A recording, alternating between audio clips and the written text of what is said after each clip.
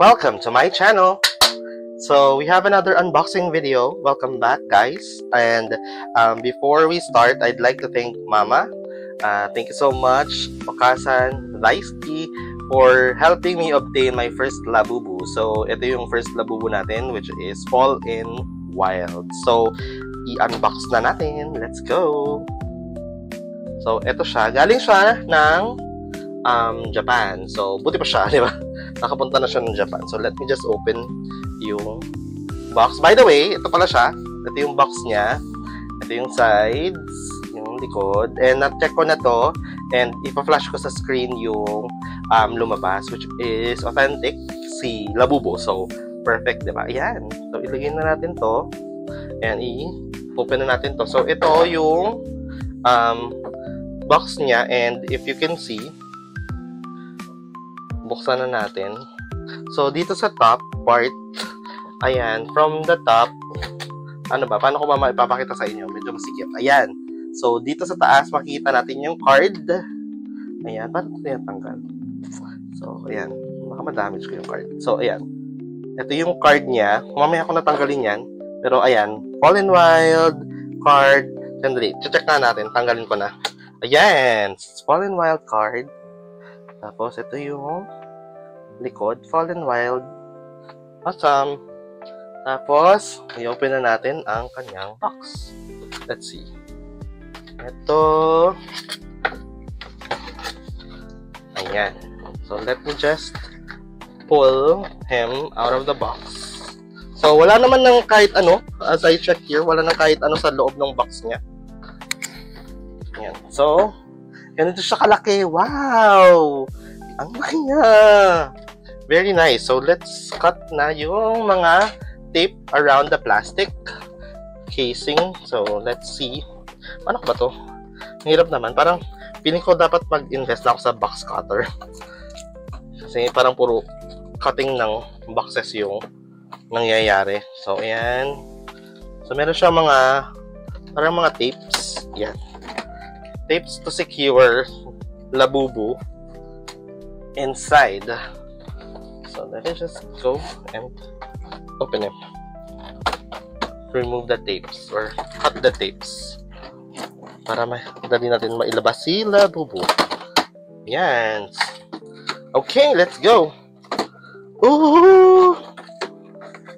Yeah. Meron pa ba akong hindi natatanggal na tape? Ayun sa ilalim. Okay, kala ko na natanggal ko na siya entirely. Pero it seems na hindi pa. Ayan. So, let's see.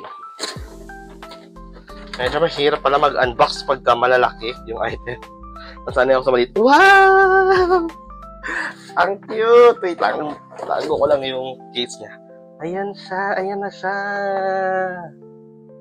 Ay, grabe. Ang lambot. Hold on. Hold on. Meron siyang zip tie pala. So, may zip tie pa siya. So, we need to cut the zip ties. Ayan, para ma-release natin si Labubu. So, ayan.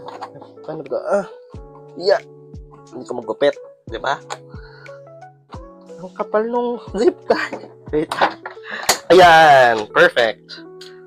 So, medyo nag-struggle tayo doon. So, ayan. Grabe, ang lambot nung ano niya. Nung fur niya. And ayan na siya. So, ang alam ko, gumagalaw to. Ayan, nagagalaw yung eyes from left to right. So, ayan siya.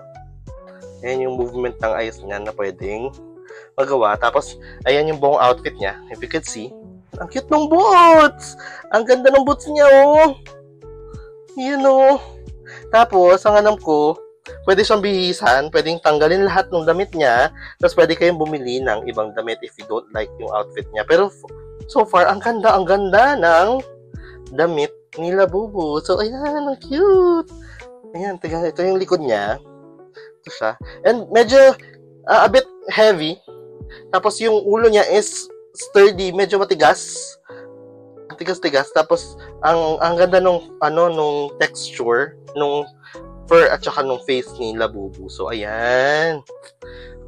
Ang pretty, ang ganda. So, i-display na natin siya dito. Kasama na siya dito. So, bumili na ako actually ng acrylic case niya. So, let's try to remove yung hat ni Labubu. So, ayan si Labubu. Hello, Labubu. Hi! So, ayan. So far, yun lang naman. Quick unboxing lang to. And I'm so excited na part na si Labubu ng ating team. So, if you can see at the back, medyo meron pa tayong mga parts na kailangan i-fill and meron pang mga cases din dito na kailangan natin lagyan para makompleto natin ang ating mga collection. So, yun lang. Thank you so much for joining me, guys. We will have another unboxing video na ipopost ko in the next few weeks. So, please join me again and thank you so much for joining and see you again next week. Bye!